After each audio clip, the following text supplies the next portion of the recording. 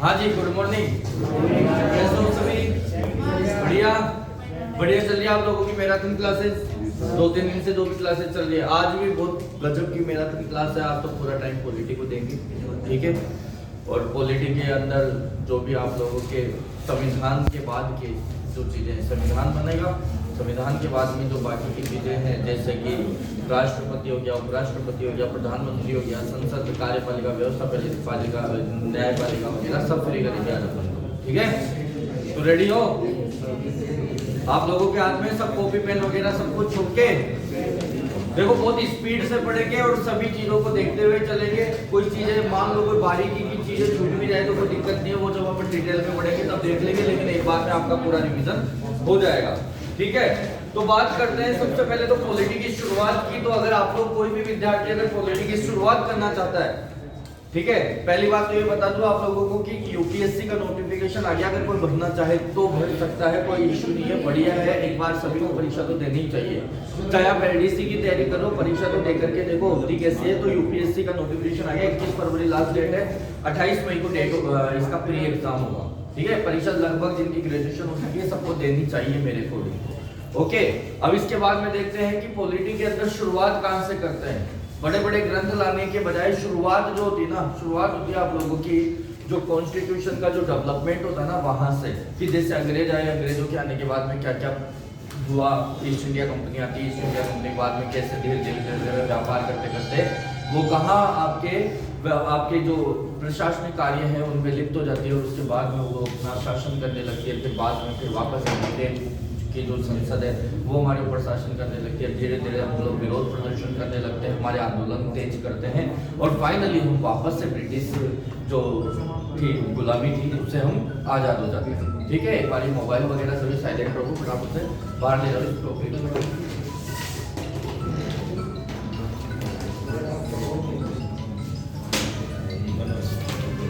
ठीक है। तो ध्यान दें वापस से अपन, तो भारत जब आजाद होता है 15 अगस्त 1947 में, उसके बाद में हमारे भारत में संविधान का निर्माण होता है। आपका संविधान जो है 26 जनवरी 1950 को देश के लिए लागू होता है। सभी नियम कानून हम हमारे जो भी है हमारे देश का सिस्टम है संविधान से ही फॉलो अप होता है, ये सभी को पता है। इसके बाद में देखो, अब संविधान की कुछ चीजें अपने को पढ़नी है कि हमारा जो भारत का संविधान जब ये बन गया, क्योंकि संविधान सभा को अभी क्या है कि काफी टाइम लग जाएगा, फिर भी छोटी छोटी बातें हैं, जैसे कि 13 समितियां हुआ करती थी, कुछ जैसे कि प्रारूप समिति है उसके अध्यक्ष पूछ लेते हैं, भीमराव अम्बेडकर साहब थे। संचालन समिति के अध्यक्ष पूछ लेते हैं कि डॉक्टर राजेंद्र प्रसाद थे। संघ शक्ति समिति के अध्यक्ष पूछ लेते हैं जैसे कि डॉक्टर जवाहरलाल नेहरू थे। इस प्रकार से समितियां थी। जैसे कि अभी कुछ दिनों पहले एक प्रश्न आया था, झंडा समिति के अध्यक्ष कौन थे? कौन था झंडा समिति के अध्यक्ष? जेपी कृपलानी है क्या? ठीक है। इस प्रकार से आप लोगों के प्रश्न इनमें से संविधान सभा में से आ सकते हैं, तो आप लोगों को ये तैयार करना है पहली बात तो। इसके बाद में देखना है कि आज जो हम राष्ट्रपति उपराष्ट्रपति पढ़ रहे हैं उससे पहले कुछ संविधान की चर्चा अपन करेंगे।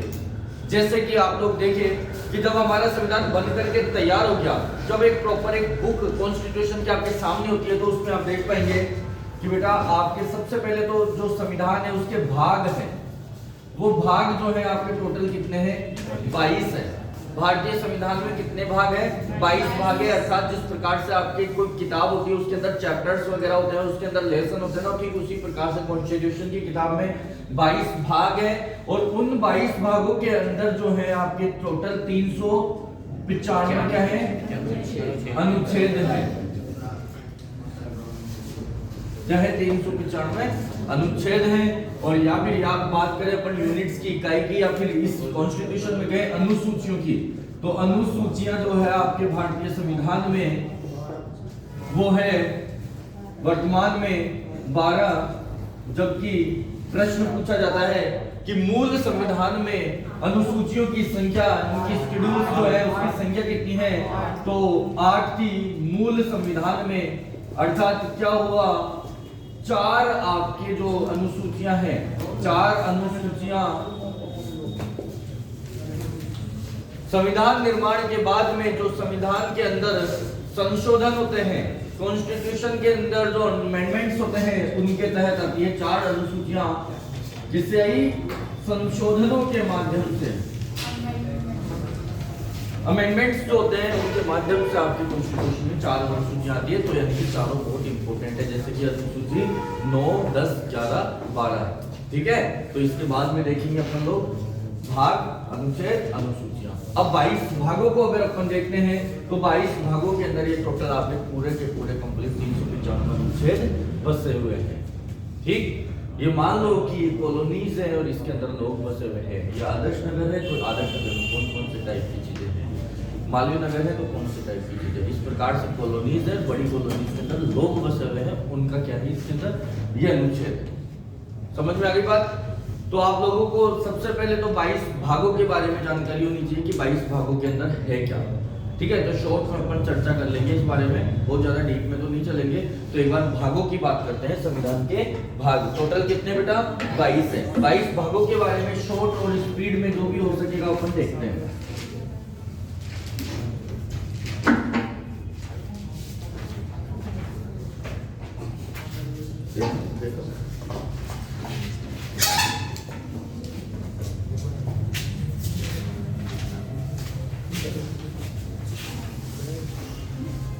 हाँ जी, तो सबसे पहले तो जो भाग 1 है ना, वो आपके बात करता है भाग 1 संघ व राज्य क्षेत्र के बारे में। किसके बारे में? संघ और राज्य क्षेत्र के बारे में, कि ये भैया ये हमारा भारत देश है, ये इसका संघ है यानी कि केंद्र है, और उसके बाद में इसके अंदर टोटल कितने राज्य हैं, कितने राज्य हैं वर्तमान में 28 राज्य हैं, क्योंकि एक तो भारत देश, उसके 28 राज्य, और मूल संविधान में कितने थे केंद्र शासित प्रदेश बताइए, वर्तमान में कितने? तो ध्यान रखना केंद्र शासित प्रदेश, तो ये लोग केंद्र शासित प्रदेश भी इसी में आ जाएगा। ये केंद्र शासित प्रदेश यानी कि कैसा बटा हुआ है, संघ व राज्य क्षेत्र, एक भारत देश, 28 राज्य, केंद्र शासित प्रदेश वर्तमान में 8 है, 7 है, 8 है ना। नया केंद्र शासित प्रदेश कौन? जम्मू कश्मीर, ठीक है, जम्मू कश्मीर। पहले कितने थे? 7 ही थे ना, और राज्य कितने थे? 29, ठीक है। लास्ट में कौन सा राज्य बना था? तेलंगाना बना था, ठीक है। तो इस प्रकार से 29 राज्य हो गए थे, लेकिन अब जम्मू कश्मीर को इसमें से निकाल करके क्या बना दिया गया है? केंद्र शासित प्रदेश बना दिया गया। इसलिए वर्तमान में भारत देश हो गया, 28 राज्य हो गया, 8 केंद्र शासित प्रदेश आपके हो जाते हैं, ठीक है। ये आपका भाग 1 बात करता है। इसके बाद में आता है बेटा भाग 2 पर। भाग 2 बात करता है आपके नागरिकता की। किसकी बात करता है? नागरिकता, सिटीजनशिप। कौन भारत का नागरिक होगा? तो आप सब लोग भारत के नागरिक ही, तो आप लोगों को कोई अलग से सर्टिफिकेट लेने की जरूरत नहीं है क्या, कि नहीं पहले सर्टिफिकेट डाउनलोड करो कि भारतीय हो? ऐसा कुछ भी नहीं है। आप लोग जन्म से भारत देश में रह रहे हो, तो आपको जन्म से ही क्या है, भारत की नागरिकता प्राप्त हो जाती है। इसके अंदर भी काफी सारी चीजें हैं। तो ऊपर वाला जो भाग है ना, उसके अंदर अनुच्छेद आते हैं आपके 1 से और 4 अनुच्छेद जो आते हैं भाग 1 के अंदर आते हैं, जबकि ये भाग 2 जो है आपका, ये भाग 2 है, इसके अंदर अनुच्छेद आते हैं आपके 5 से लेकर के और 11 तक। कितने अनुच्छेद आते हैं? 5 से 11 तक के अनुच्छेद किस में आते हैं? नागरिकता में आते हैं। नागरिकता मतलब सिटीजनशिप, कौन भारतीय कौन भारतीय नहीं है। तो 5 से लेकर के और 11 तक। 5 में तो क्या है, वही कि आप किस प्रकार से भारतीय नागरिक हो, यानी जन्म से नागरिक हो, ठीक है। आपके माता पिता भारतीय हैं तो आप भी भारतीय हो। फिर भाग 6 के अंदर आता है कि प्रव्रजन वाला, जब भारत और पाकिस्तान के बीच में नागरिकता को लेकर के हो रहा था ना विवाद, तो उसमें क्या हुआ कि जो लोग पाकिस्तान से आकर बसते हैं कहां पर? भारत में, तो उसके लिए कौन सा आर्टिकल आएगा? इसमें आगे के आर्टिकल्स इसी के लिए चलते हैं, 6, 7, ठीक है। और फिर बाद में एक आर्टिकल, एक और इंपॉर्टेंट आप लोगों को याद रखना है, आर्टिकल 8। संविधान का जो आर्टिकल 8 है वो पूछा जाता है, क्यों? क्योंकि इसमें वो लोग आते हैं जो भारत में निवास नहीं करते हैं, विदेश में कहीं पर निवास करते हैं, ठीक है, और भारत की नागरिकता भी उनको प्राप्त है। उनको बोलते हैं अप्रवासी भारतीय, नॉन रेजिडेंट इंडियन, यानी कि NRI।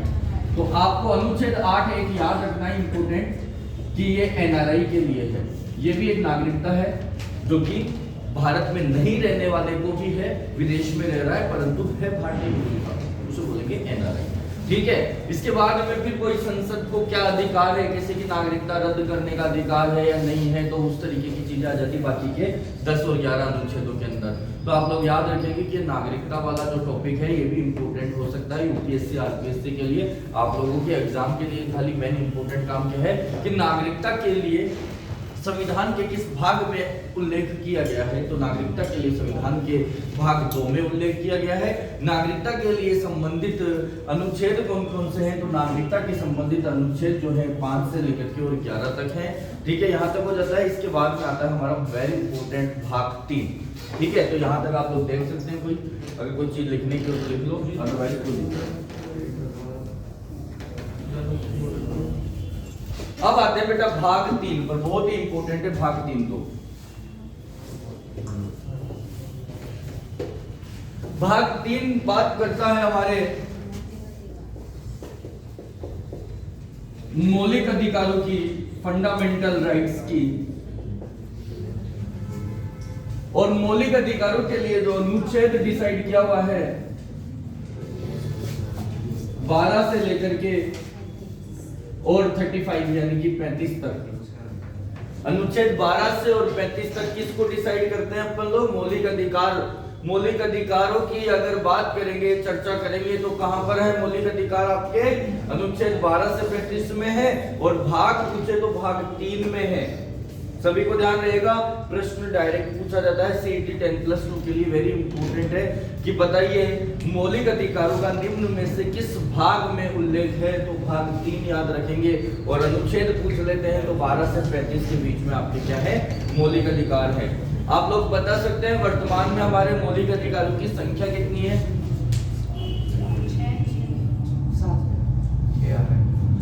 तो वर्तमान में हमारे भारतीय नागरिकों को 6 मौलिक अधिकार प्राप्त है। जबकि मूल संविधान में जब संविधान लागू हुआ था उसमें आपके 7 जो थे आपके मौलिक अधिकार थे। कितने थे? 7 मौलिक अधिकार थे। एक मौलिक अधिकार था आपका पहले संपत्ति का अधिकार। उस संपत्ति के अधिकार को हटा दिया गया है 44वां संविधान संशोधन करके।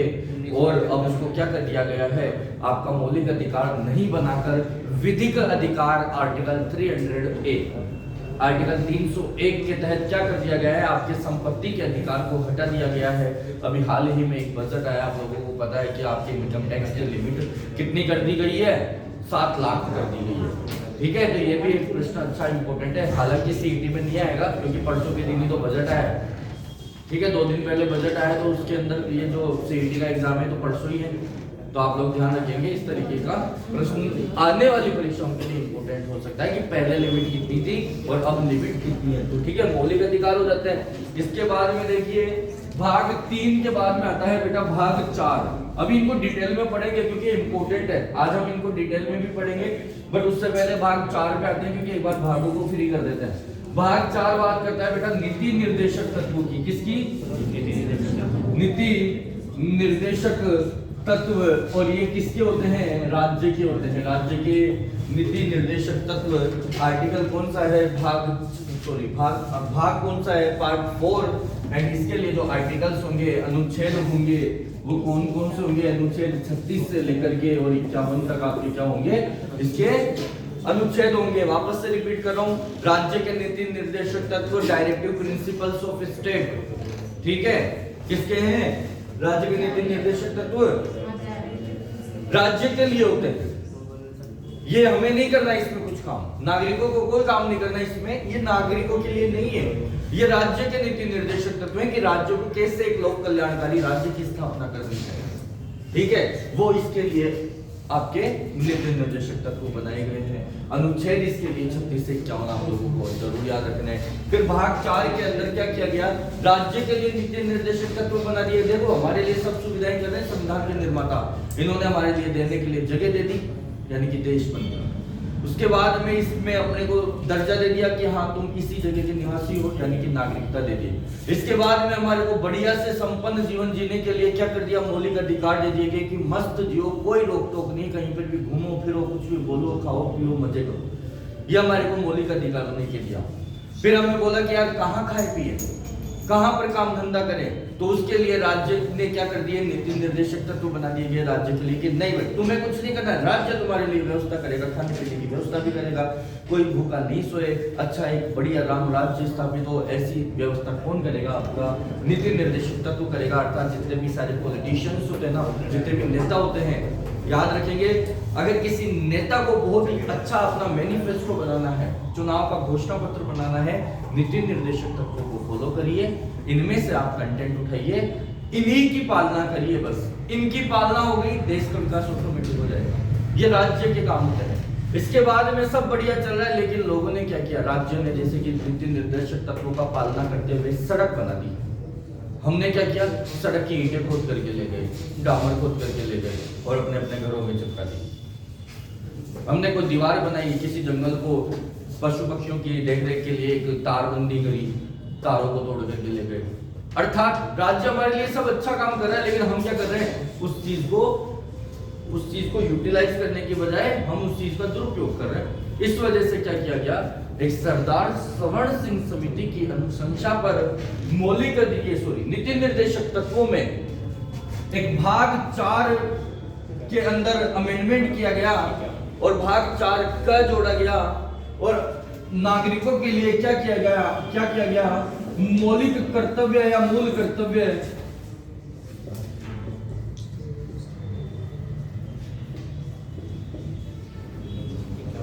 जोड़े गए। अब आर्टिकल तो फ्री हो गए थे 51 तक, तो इसी के अंदर जोड़ना था, तो अनुच्छेद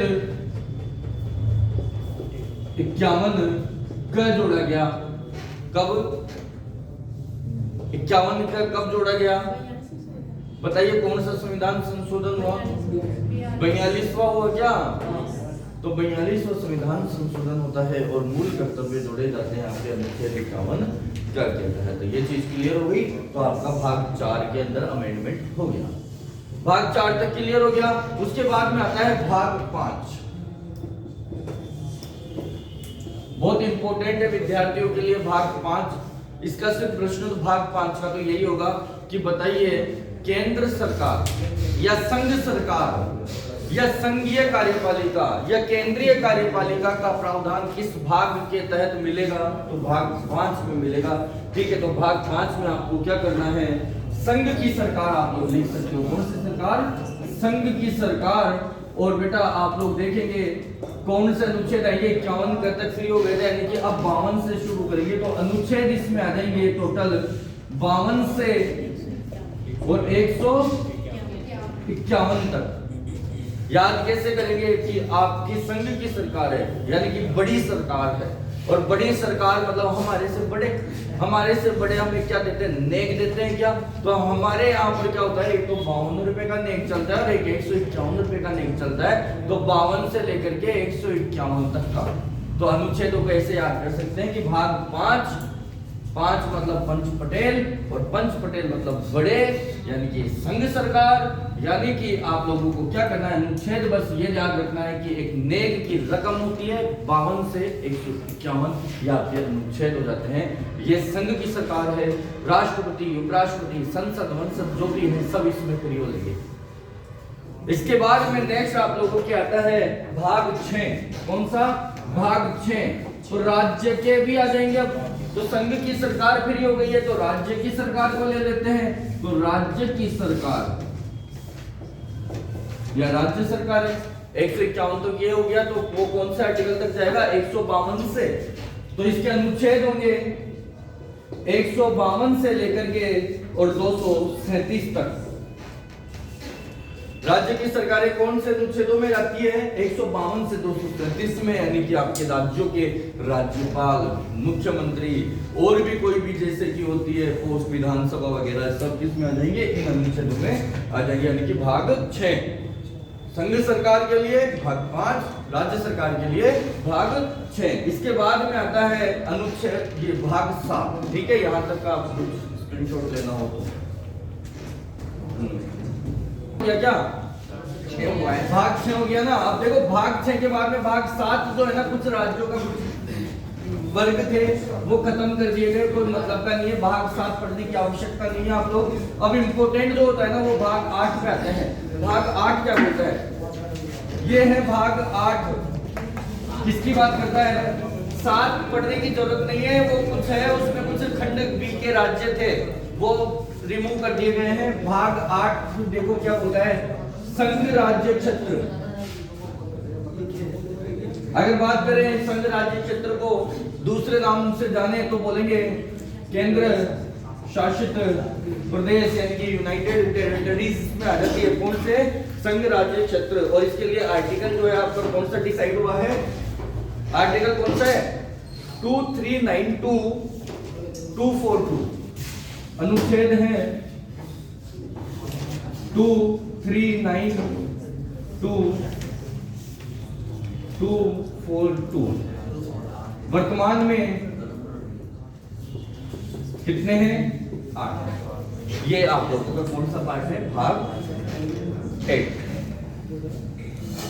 8वां भाग आपके संविधान का क्या कहता है? संघ राज्य क्षेत्र यानी कि केंद्र शासित प्रदेश, यूनाइटेड टेरिटरीज। अनुच्छेद 239 से लेकर के 242 तक इसमें आएंगे। वर्तमान में 8 केंद्र शासित प्रदेश आपके हैं। ठीक है, उसके बाद में देखिए आगे के बाद में नवा पंचायतों के लिए कहता है 9 के 2 भाग बना रखे हैं, 9A 9B नगर पंचायतों के लिए आदि के लिए।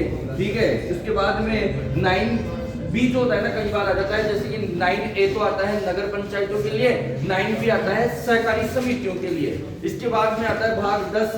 भाग 10 भी आता है अनुसूचित जाति जनजाति क्षेत्रों से संबंधित होता है। भाग 11 जो है, भाग 11 भी इतना इंपॉर्टेंट नहीं है क्योंकि संघ और राज्यों के बीच के संबंध, हाँ इंपॉर्टेंट हो सकता है भाग 11। इसके बाद में भाग 11 संघ व राज्य के मध्य संबंध। संघ व राज्य के मध्य जो संबंध होते हैं ना, ठीक है, वो भाग 11 के अंदर डिसाइड किए गए। और आर्टिकल है 245 टू आर्टिकल 245 टू 263। 7वां इंपोर्टेंट नहीं था। 8वां क्या था? 8वां आप लोगों का था संघ राज्य क्षेत्र। उसके बाद में 9वां जो था पंचायत नगर पंचायत वगैरह, 9B था सहकारी समितियों के लिए, 10B इतना इंपोर्टेंट नहीं था। लेकिन 11वां इंपोर्टेंट है संघ राज्यों के मध्य संबंध 245 से 263 के बीच में। इसके बाद में जो अनुच्छेद जो है, सॉरी आपका भाग 12 है। भाग 12 भी कोई ज्यादा खास इंपोर्टेंट नहीं है। इसमें भाग वित्त संविदा वगैरह आते हैं, कॉमर्स के सब्जेक्ट से संबंधित है। अगर बैंक की तैयारी करो तो भाग 12 इंपोर्टेंट पड़ जाता है। इसके बाद में आता है आपके भाग 13। भाग 13 के अंदर आपके आते हैं, सॉरी हाँ, व्यापार वाणिज्य समागम वगैरह। ठीक है बेटा। फिर आता है आपका मोस्ट इंपोर्टेंट भाग 15। कौन सा भाग? भाग 15। ये आप लोगों को अच्छे से याद करके जाना है कि भाग 15, क्योंकि प्रश्न आ सकता है कि निर्वाचन आयोग का जो है सारा प्रणाली, निर्वाचन आयोग की प्रणाली वो किस में है? तो वो इसमें है, भाग 15 में। बेटा ध्यान रखना, एक अच्छा निर्वाचन आयोग होगा वही एक अच्छी सरकार का निर्माण कर सकता है, इसलिए निर्वाचन आयोग इंपोर्टेंट है। भाग 12 और इसके लिए आर्टिकल होंगे 224 से 324 से लेकर के और 329 तक के इसके आर्टिकल आ जाएंगे। इसके बाद में भाग 15 के बाद में जो ज्यादा इंपोर्टेंट है वो आता है भाग 18। कौन सा भाग? भाग 18। भाग 18 बात करता है आपके अनुच्छेद, नाम दूंगा उसी में समझ जाओगे शायद, 352 से 360। 52, 56, 60 याद आ रहा है? अनुच्छेद 352, 356, 360 राष्ट्रपति की आपात शक्तियां। ठीक है, तो आपका जो भाग 18 है वो भी इंपोर्टेंट है। क्यों? क्योंकि इसके अंदर भाग 352 से 360 तक राष्ट्रीय आपात का उपबंध करता है। किसका उपबंध करता है? प्रोविजन ऑफ नेशनल इमरजेंसी, राष्ट्रीय आपात का उपबंध। कौन सा आर्टिकल इंपोर्टेंट है? 18वां। इसके बाद में जो 18वें के बाद में है 19वां आता है। 19वें में प्रकीर्ण खाली छोड़ा गया है। और जो आपका भाग 20 है, भाग 20 ये बहुत इंपोर्टेंट है। बहुत सारी परीक्षाएं हो चुकी है ऐसी जिनमें भाग 20 का प्रश्न आ चुका है। किसी को पता है भाग 20 में क्या है?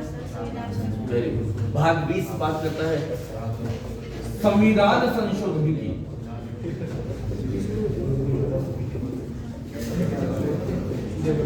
और ये कहता है कि भारतीय संसद को ये संविधान ने अधिकार दिया है कि वो यदि किसी कानून की या किसी संविधान के किसी भाग की या किसी भी आर्टिकल के अंदर कोई डिमांड खत्म हो गई हो, आवश्यकता ही नहीं है, तो उसके अंदर कुछ अमेंडमेंट कर सकती है संसद, या फिर कोई नई चीज की जरूरत आ पड़ी है तो उस चीज का भी प्रबंध संसद कर सकती है। तो ये सरकार ने, ये मतलब संविधान ने संसद को अधिकार दिया है जिसमें संविधान संशोधन के तहत, यानी कि संविधान संशोधन की शक्ति है संसद के पास में। आर्टिकल जो है आपका भाग जो है 20 है और इसके लिए आर्टिकल आता है, सिंगल आर्टिकल है अनुच्छेद 368। प्रश्न बहुत इंपॉर्टेंट है, मैं फिर बोल रहा हूँ, अनुच्छेद 368 याद रखना किसके लिए है? संविधान संशोधन के लिए, जो कि संसद को दिया गया है। और भाग कौन सा है? 20 है। इसके बाद में भाग 21 और एक भाग 22 है। भाग 22 लास्ट में संक्षिप्त नाम वगैरह के ये आ जाते हैं। तो इस प्रकार से हमारे संविधान के लगभग 22 भाग हमने पढ़े, लेकिन इनमें जो मोस्ट इंपोर्टेंट थे मैंने आपको समझा दिया। यहाँ से प्रश्न बनने की संभावना ज्यादा रहती है। भाग 1 से लेकर के और भाग 6 तक तो छोड़ना ही नहीं है। भाग 1 से 6 तो बहुत ही ज्यादा इंपोर्टेंट है। इसके बाद में मैंने आपको कुछ बता दिया। भाग 8, भाग 15, भाग 20 ये याद कर लो, अभी के लिए काफी है। ठीक है, नेक्स्ट है आपका अनुसूचियां। ठीक है,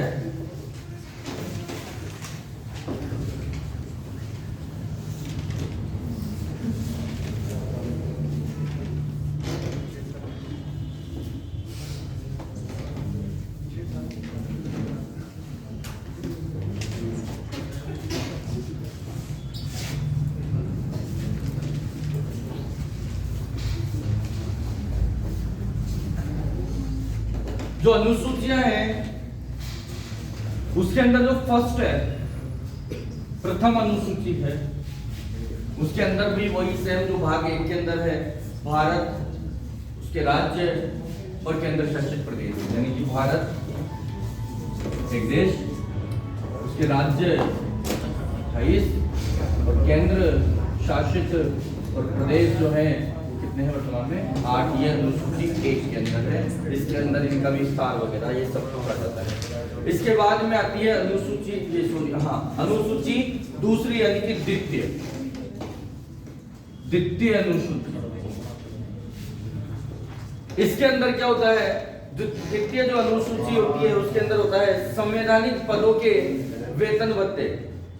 जितने भी संवैधानिक पद है, जैसे कि राष्ट्रपति, उपराष्ट्रपति वगैरह संवैधानिक पद है, तो संवैधानिक पदों के वेतन भत्ते, वेरी गुड। इसमें क्या होगा? सैलरी, अनाउंसमेंट, जो भी अलाउंसेस वगैरह होता है वो सब। तो दूसरी अनुसूची संवैधानिक पदों के वेतन भत्ते आ जाएगा। और तीसरी अनुसूची भी इनसे ही संबंधित है। तीसरी अनुसूची जो होगी इनके शपथ का प्रारूप है। तो संवैधानिक पदों के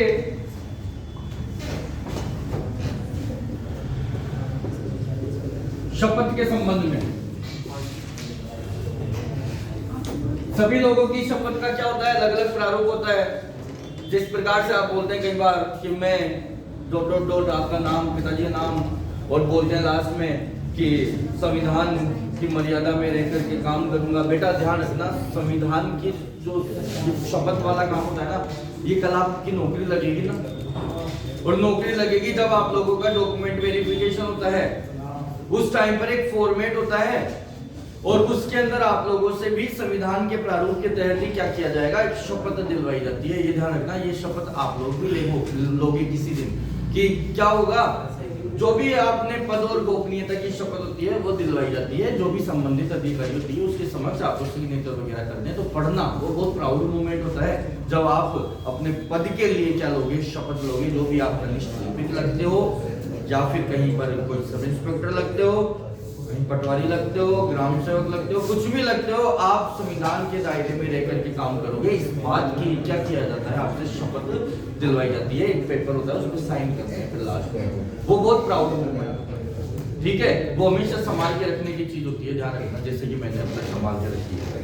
ठीक है बेटा, नेक्स्ट उसके बाद में होता है, तीसरी के बाद में चौथा जो होता है, चौथी जो अनुसूची है चौथी अनुसूची बात करती है आपके राज्यसभा की सीटें कि राज्यों से कितनी लेंगे, केंद्र शासित प्रदेशों से कितने लेंगे। ज्यादा इंपॉर्टेंट नहीं है, राज्यसभा के लिए सीटें कि राज्यों से कितनी सीटें लेनी है, केंद्र शासित प्रदेशों से कितनी सीटें लेनी है, वो लेनी है भैया। चौथी अनुसूची इंपॉर्टेंट नहीं है। पांचवी अनुसूची का प्रश्न भी सीईटी ग्रेजुएशन लेवल में आया था भैया, तो पांचवी अनुसूची बहुत इंपॉर्टेंट है, इसका प्रश्न भी एग्जाम में आता ही रहता है। इसके अंदर क्या है, अनुसूचित जाति और जनजाति के प्रशासन का वर्णन। तो एसटी एससी, ठीक है, तो अनुसूचित जाति तथा जनजाति प्रशासन का वर्णन।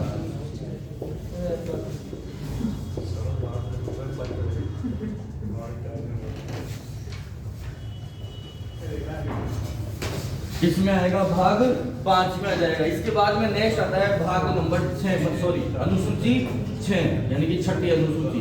छठी अनुसूची किसके बारे में बात करेगी, आपके असम, मेघालय, मिजोरम वगैरह जो है ना, इनके जनजाति प्रशासन का वर्णन इनका अलग से है। तो ये कौन सी अनुसूची, छठी। तो 2-4 राज्य हैं, असम, मेघालय, मिजोरम, त्रिपुरा के जनजाति प्रशासन का वर्णन किसमें मिलेगा, भाग अनुसूची 6 में, ठीक है। अनुसूची 6 के बाद में देखेंगे ऊपर अपन भाग अनुसूची आएगी शेड्यूल 7, 7वीं अनुसूची। बहुत इंपॉर्टेंट है 7वीं अनुसूची। मैंने बोला इसमें एक तो देखो ये जो वेतन भत्ते और शपथ वाली होती है, दूसरी, तीसरी, एक 5वीं इंपॉर्टेंट है। इसके बाद में जो अब नेक्स्ट आ रही है ना 7वीं, वो बहुत इंपॉर्टेंट है। कौन सी अनुसूची है, 7वीं। आपने देखा है कि सूचियां, लिस्ट जो है आपके, union list, state list, concurrent list, ठीक है। तो आपका 7वीं जो अनुसूची है उसमें सूचियों का वर्गीकरण है, सूचियों का वर्णन या वर्गीकरण है। और भारतीय संविधान में 3 प्रकार की सूचियां निर्धारित की गई है, एक तो संघ सूची, एक राज्य सूची और एक समवर्ती सूची, ठीक है। तो संघ सूची, राज्य सूची और समवर्ती सूची। तो जो मूल संविधान था उसमें तो जो संघ सूची थी उसमें टोटल 96 विषय थे, वर्तमान में कितने हैं, 100, यही है ना। तो अभी वर्तमान में इसमें तो 100 विषय हो गए। राज्य सूची है जिसमें पहले कितने थे, 66 विषय थे, अभी वर्तमान में कितने हैं, 61 है। और समवर्ती सूची जिसमें पहले 47 विषय हुआ करते थे, आज कितने विषय हैं, 52 विषय हैं। तो ये भी याद रखना है कि कौन कौन से, ध्यान रखना राष्ट्रीय महत्व के जो भी विषय आएंगे, ठीक है, वो संघ सूची में। अब ऐसे मुद्दे जिनके ऊपर राज्य आसानी से कानून बना सकता है, ऐसे विषयों के ऊपर तो वो राज्य सूची में, और जिन विषयों के ऊपर संघ सरकार और राज्य सरकार दोनों मिलकर के कानून बनाती है वो समवर्ती सूची होती है। ऐसे लगभग 52 विषय हैं जिनके ऊपर संघ और राज्य दोनों मिलकर के कानून बनाती है, ठीक है। ये हो गया। इसके बाद में आता है 8वीं अनुसूची, वेरी इंपॉर्टेंट। कौन सी अनुसूची, 8वीं, बेटा भाषाओं के लिए। अभी वर्तमान में आपने सुना होगा राजस्थानी भाषा को संवैधानिक भाषाओं में दर्जा दिलाने के लिए आंदोलन वगैरह जयपुर में चल रहे हैं। बहुत ही अच्छा कॉन्सेप्ट है। इस चीज के लिए मैं भी आप लोगों को बोलता हूँ कि जैसे बहुत सारी 22 भाषाएं हैं हमारे देश की, 22 भाषाएं जिनको संवैधानिक दर्जा प्राप्त है, संविधान की 8वीं अनुसूची में दर्ज है, परंतु हमारी राजस्थानी भाषा जो कि पूरे भारत में इवन विदेशों में भी प्रयोग में ली जाती है और बहुत सुंदर भाषा है, आपको पता है ना राजस्थानी भाषा, उसका कोई जिक्र ही नहीं है।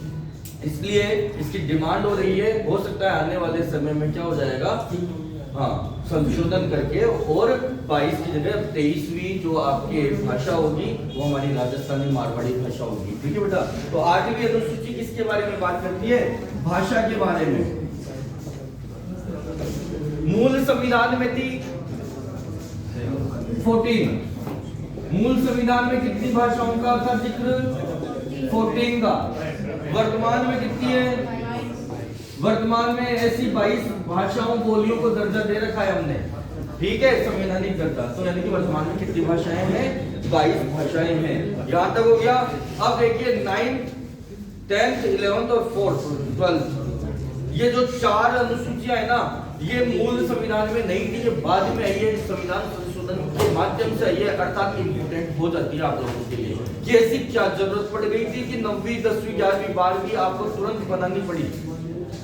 ठीक है, तो अब आते हैं बाकी की बची हुई पे। वो अनुसूचियां जो आफ्टर कॉन्स्टिट्यूशन, संविधान के निर्माण के बाद में, यानी कि मूल संविधान के बाद में संविधान संशोधनों के माध्यम से आपकी जोड़ी गई है, यानी कि 9वीं अनुसूची। कौन सी अनुसूची? 9वीं अनुसूची।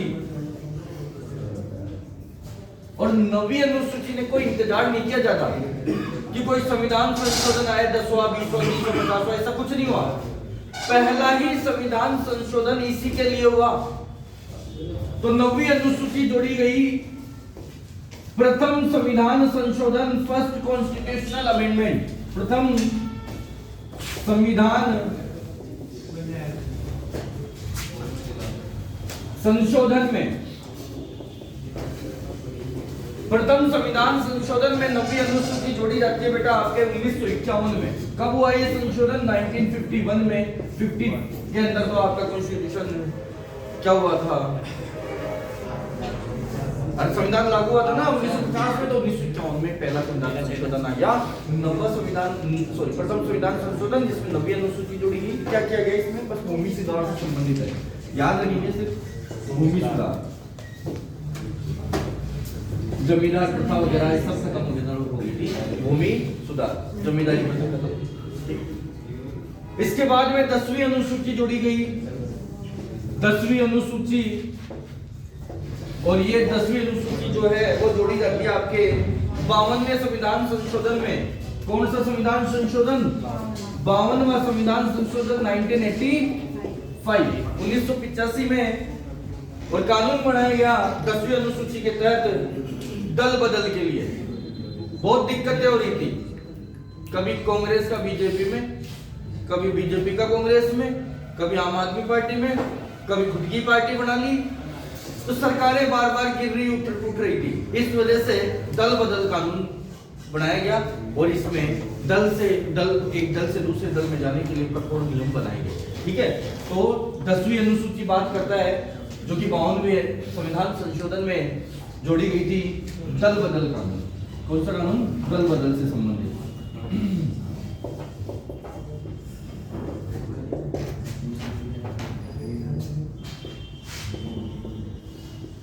ओके, इसके बाद में 11वीं और 12वीं अनुसूची जो है वो बिल्कुल लगभग सिमिलर सी है, ज्यादा टाइम नहीं लगा उनमें, एक के बाद में दूसरा संविधान संशोधन हो जाएगा।